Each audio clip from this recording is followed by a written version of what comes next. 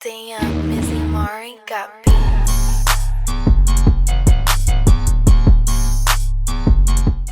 So we're talking about breaking at the hips. We're going to ignore the fact and the argument of breaking at your knees or breaking at the hips first for the squat. I'm of a personal belief it's going to be person to person, but generally we're going to break at the hips and knees at the same time. Some people are hips only, some people are knees only, but I don't like this black and white, left and right. I don't like the dichotomy of it, so we're going to smash it all together, and what we're going to focus on is just keeping that spine in line.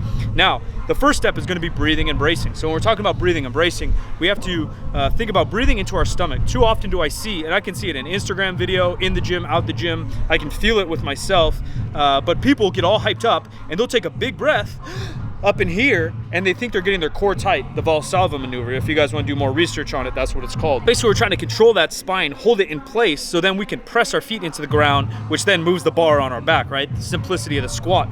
But it is simple in terms, but it's complicated in execution, where we have to really focus on each individual aspect to get that going better. So breathing into our belly button and around kind of our love handles or obliques, if you're jacked, is what we're focusing on. And you're going to try to inflate your stomach, your lower stomach like this, and then brace down. And what that's going to do is control that spine so the spine doesn't wiggle. Spine wiggles like a noodle, then we press into the ground and we can't transfer that power into the bar, leaking power and upping the risk of injury. So breathing and bracing, number one. And then when we go from breathing and bracing, it's about breathing and bracing in the proper manner to keep that spine straight. So again, if we're not only breathing in our chest, but we don't want to lift our chest up, which is a common cue, but misinterpreted by many. You go chest up and then you're expanding that stomach. We're gonna get a lordosis, for those nerds out there, in our low back, a curvature.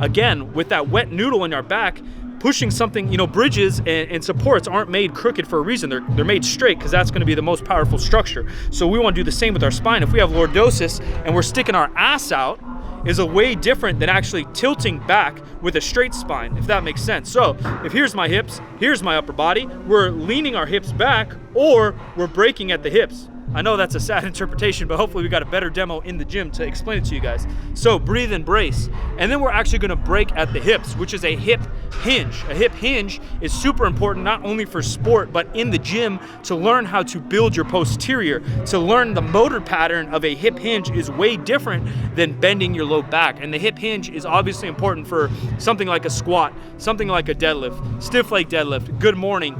All the different exercises, back extension, etc., is controlling that midline section, keeping it rigid, so then we can control our upper body and transfer the power into the bar. Beyond the breathing and bracing and beyond trying to control that spine, I know I said hip hinge and sometimes that's hard to feel. What we want to think about is standing tall at the beginning of the lift. I like to, not only in the squat, but in the deadlift, when you lock out a deadlift, make sure you're tall. Understand what tall is, understand what a strong position is, where we're gonna flex our quads, we're gonna flex our glutes, and we're almost gonna pull our rib cage down a hair. We're gonna flex those abs as we breathe into it, and that's gonna stack it, right? Just like we talk about in the bench, stacking power of our forearm, our tricep, etc. We want that stacking power with our entire body going into the deadlift and the squat. So before I descend in the squat, even before I unrack it, back's tight, big breath, and I flex my glutes, I hip hinge to unrack the barbell. I don't squat it out of the rack. So if I hip hinge into it, now my glutes are flexed, glutes stay flexed,